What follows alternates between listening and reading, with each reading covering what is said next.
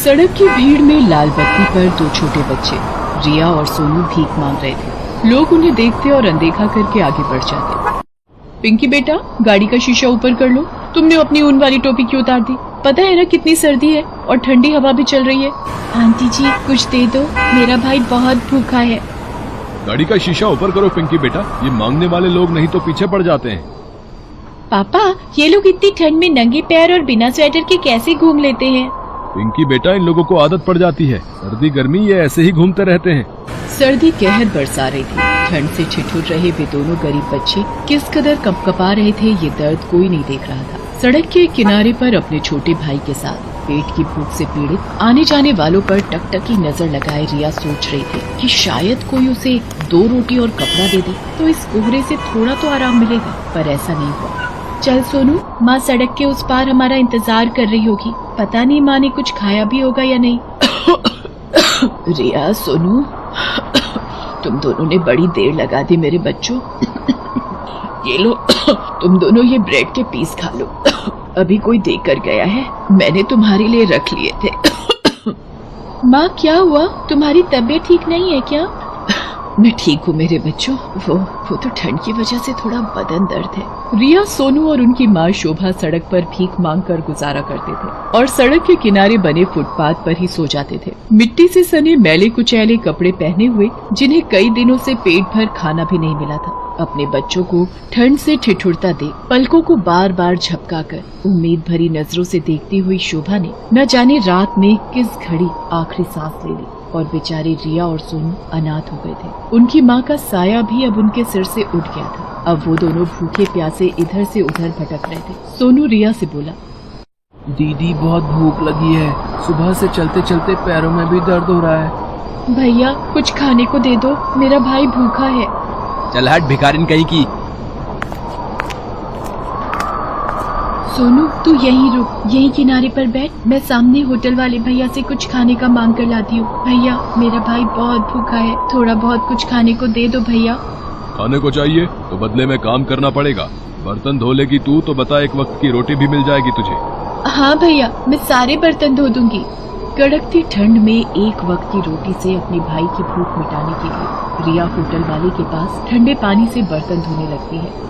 भैया मैंने बर्तन धो दिए, अब मुझे कुछ खाने को दे दो। छोटू, वो रात की जो दाल और रोटियां बची थी ना, वो इसे बांध कर दे दे। ये ले सोनू, ये मैं तेरे लिए खाना लाई हूँ, आजा खा ले। स्वेटर ले लो, शॉल ले लो, मोजे और गर्म टोपियां ले लो। दीदी मुझे भी स्वेटर लेना है, माँ ने कहा था वो मुझे स्वेटर दिलवाएंगी। पहले बाबा चले गए, अब माँ भी मुझे छोड़कर चली गई। अब मुझे स्वेटर कोई नहीं दिलवाएगा। रो मत मेरे भाई, मैं तुझे एक नया स्वेटर जरूर दिलवाऊंगी। मैं खूब मेहनत करूंगी। आज बर्तन करके मुझे एक वक्त का खाना मिला है, मैं और काम करूंगी। दीदी वो देखो, स्वेटर वाले भैया का ठेला पलट गया। हे भगवान, मेरा सामान। चल सोनू, हम उन भैया की मदद करते हैं। भैया रुको, हम आपका सामान उठवाते हैं। दीदी ये मोजे मिट्टी में गंदे हो जाते, मैंने उठा लिए। बहुत नुकसान हो जाता बच्चों मेरा, अगर तुम दोनों मेरा सामान ना उठवाते तो। भैया अब आराम से जाना। तुम दोनों बच्चे अकेले, तुम्हारे माता पिता कहाँ हैं बच्चों? और तुमने इतनी ठंड में स्वेटर भी नहीं डाला हुआ। ठेले वाले का नाम श्याम था। वो सर्दियों में ठेले पर स्वेटर, शॉल, टोपी और मोजे बेचता था। रिया रोते हुए श्याम को सारी बात बताती है, जिसे सुनकर श्याम की आंखों में भी आंसू आ जाते हैं। चलो बच्चों आओ, मैं तुम्हें अपने घर ले चलता हूँ। ये दोनों कौन है? ये बेचारे दोनों बच्चे गरीब और अनाथ वक्त के मारे हैं। आज बाजार में इन दोनों ने मेरी मदद की। दोनों की दुख भरी कहानी सुनकर मेरा तो मन भर आया। सुषमा, कुछ खाने का है तो इन दोनों बच्चों के लिए लिया। श्याम जब अपनी पत्नी सुषमा को उन बच्चों के बारे में बताता है तो वो भी उसे सुनकर बहुत दुखी होती है। श्याम और सुषमा की एक बेटी थी जिसकी शादी हो चुकी थी। अब श्याम और सुषमा ही एक दूसरे का सहारा थे। श्याम भी गरीब था। सर्दियों में जितना सामान बिक जाए उससे बिक्री हो जाती थी, नहीं तो गर्मियों में कुछ और बेच लेता था। रिया चाहती थी कि वो मेहनत करे ताकि उसका भाई भूखा न रहे, इसलिए वो श्याम से कहती है, भैया मैं चाहती हूँ कि मैं भी कुछ काम करूँ। ये टोपा और मोजे मैं भी बेचना चाहती हूँ। पर बेटा तू अभी छोटी है, ये सब कैसे कर पाएगी? भैया मैं भीख मांग कर नहीं खाना चाहती, मैं कमा कर खाना चाहती हूँ ताकि मेरा भाई ठंड में ना ठिठुरे, हमें सर्दी में सड़कों पर ना सोना पड़े। मैं मेहनत करूंगी श्याम भैया, मैंने अपने बाबा को खो दिया, मैंने अपनी माँ को खो दिया, अब मैं अपने भाई को नहीं खोना चाहती। उसके लिए मुझे कमाना होगा। ठीक है बिटिया, कल से तू भी मेरे साथ ये सब बेचने चला कर। और फिर रिया भी श्याम के साथ ही बाजार में बैठकर टोपे मोजे की फड़ लगाने लगी। सुषमा भी इस काम में उसकी मदद कर देती थी। रिया और सोनू को श्याम और सुषमा ने बहुत सहारा दिया। उन दोनों से कोई रिश्ता न होते हुए भी रिया और सोनू उनसे इंसानियत का रिश्ता बना चुके थे, जो शायद दुनिया में सबसे महान रिश्ता है।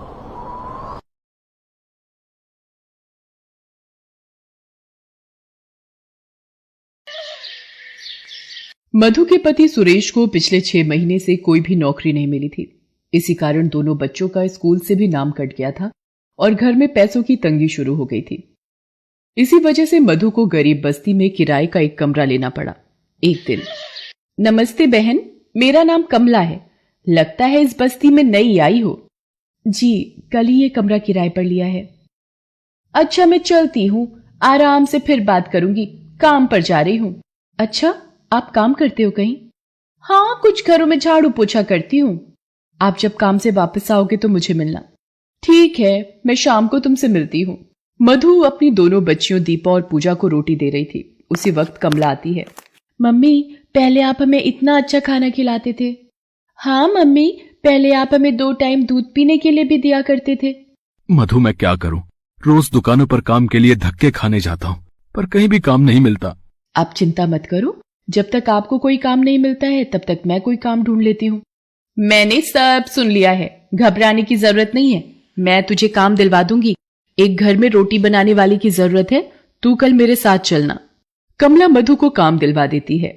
एक शाम, अरे मैं गलती से भंडार घर का ताला लगाकर चाबी अपने साथ ही ले आई हूँ, मालकिन को वापस कराती हूँ। अरे ये तो डॉली दीदी है, पर ये तो किसी लड़के की बाइक से उतरी है। ये लड़का तो हमारी बस्ती का गुंडा मवाली है, पर डॉली दीदी इसके साथ कैसे? लड़का वहां से चला जाता है। मधु देखती है कि घर के बाहर ताला लगा है और डॉली ताला खोल रही है।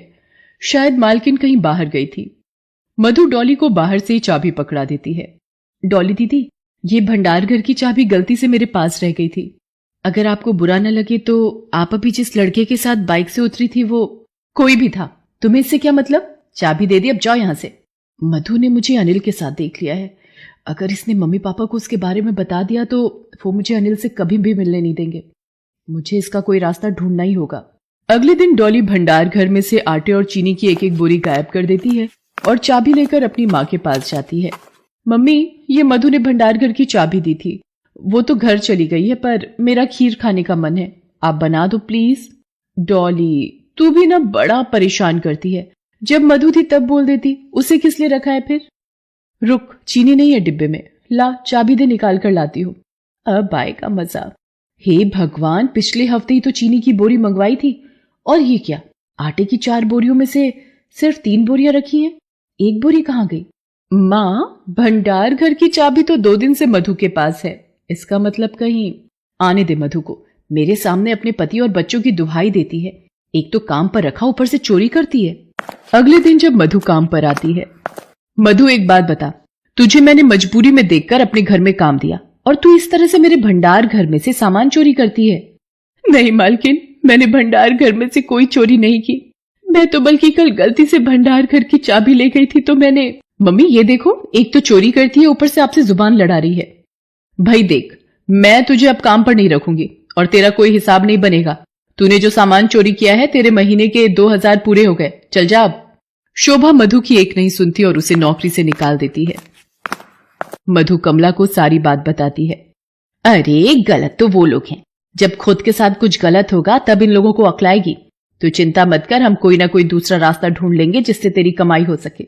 मम्मी, आपने पाव भाजी कब से नहीं बनाई, मेरा पाव भाजी खाने का मन है, और मेरे लिए पूरी आलू की सब्जी भी।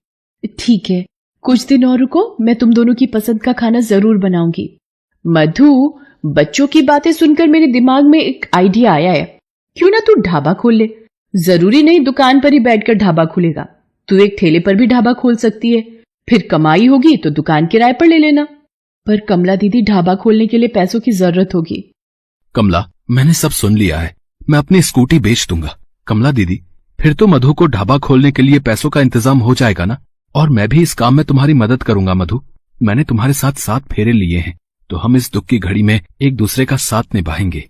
ठीक है कमला दीदी, हम एक ढाबा खोलते हैं, पर उसमें आपको भी मेरा साथ देना होगा। मैं और सुरेश अकेले सब कुछ नहीं संभाल पाएंगे। कमला दीदी, आपने हमेशा मेरी मदद की है, तो मैं चाहती हूं कि आप भी इस ढाबे में मेरे साथ काम करो। सुरेश अपनी स्कूटी बेच देता है और वो वहीं घर के पास में ही किराए का एक ठेला लेकर ढाबा खोलते हैं। मधु कढ़ी चावल, राजमा चावल बनाकर पतीलों में भरती और कमला साथ में ही तवे पर गर्म रोटियां सेकती। सबकी मेहनत से धीरे धीरे ढाबे पर लोग खाना खाने आने लगे और मधु के हाथों में तो जादू ही था। वो खाना बनाती ही इतना स्वादिष्ट थी कि लोग उंगलियां चाटते रह जाते थे। गरीब और भूखे लोगों को मधु मुफ्त में खाना खिलाती थी, वो उनसे पैसे नहीं लेती थी। वो लोग मधु को दुआएं देकर जाते थे। एक दिन, अरे कमला दीदी, वो पिछली गली में जो कोठी वाले हैं, उन्होंने 4 थाली का ऑर्डर दिया था, तैयार हो गई हैं, पर सुरेश तो राशन लेने बाजार गए हैं। आप यहीं ढाबे को संभालो, मैं ये ऑर्डर पकड़ा कर आती हूँ। रात का वक्त था। मधु ऑर्डर पकड़ा कर वापस आ ही रही होती है कि तभी, बचाओ बचाओ। देख, अगर तू सीधे से हाँ नहीं करेगी तो तेरा ये वीडियो मैं पूरे सोशल मीडिया पर फैला दूंगा। मेरी ही गलती थी जो मैंने तुम जैसे आवारा निकम्मे लड़के से प्यार किया। तुम मुझे अपने प्यार के झूठे जाल में फंसाकर मुझे आज ब्लैकमेल कर रहे हो। छोड़ो, जाने दो मुझे। ये तो डॉली दीदी हैं, मुझे इनकी मदद करनी होगी, पर कैसे? नहीं, मुझे सुरेश को बुलाना होगा। मैं सुरेश को फोन मिलाती हूँ। मधु अपने मोबाइल फोन से सुरेश को फोन मिलाती है और जल्दी से यहाँ आने को कहती है। थोड़ी देर में ही सुरेश वहां पहुंच जाता है और दोनों मिलकर उस आवारा लड़के को पकड़ लेते हैं। ए छोड़ो मुझे, ये मेरा और डॉली का आपस का मामला है यहाँ। सुरेश पुलिस को फोन कर देता है और पुलिस उस लड़के को पकड़कर ले जाती है। अरे लड़की को ब्लैकमेल करता है? वीडियो डालेगा सोशल मीडिया पे, अब तू जेल में चढ़ेगा। चल, ले चलो इसे। इतनी देर में डॉली के माँ बाप भी वहां पहुंच जाते हैं। मम्मी, मुझे माफ कर दो, मैंने एक गलत लड़के से प्यार किया, पर आज मधु दीदी ने मुझे बचा लिया। मम्मी, मुझे मधु दीदी से भी माफी मांगनी है। मैंने उन पर झूठा चोरी का इल्जाम लगाया था। मैं सच में बहुत शर्मिंदा हूँ मधु दीदी। डॉली दीदी, मैंने आपकी किसी भी बात का बुरा नहीं माना, आप मेरे से क्षमा मत मांगिए। मधु, मैं भी बहुत शर्मिंदा हूँ, आज तुमने हमारी इज्जत बचा ली। नहीं मालकिन, आप मेरे आगे हाथ मत जोड़िए, आप मुझसे बड़े हो। मधु, मैंने देखा तुमने एक ढाबा खोल लिया है। मैं उधर से गुजर रहा था, तब तुम्हारे ठेले पर मेरी नजर पड़ी थी। जी, हम लोगों ने एक ढाबा खोला है और भगवान की कृपा से अब वो अच्छा चलने लगा है। मधु, तुमने आज हमारी बच्ची के लिए बहुत कुछ किया है। इतने साहस के साथ अपनी जान की परवाह किए बिना तुमने और सुरेश ने आज डॉली की जान बचाई है। मैं भी तुम्हारे लिए कुछ करना चाहता हूँ। मैं तुम्हारे ढाबे में पैसे लगाना चाहता हूँ और एक बड़े होटल में तब्दील करना चाहता हूँ। ये सुनकर मधु और सुरेश बहुत खुश होते हैं और एक गरीब का ढाबा एक बड़े होटल का रूप ले लेता है। मधु को अपनी ईमानदारी और मेहनत से सब कुछ प्राप्त हो। Thanks for watching.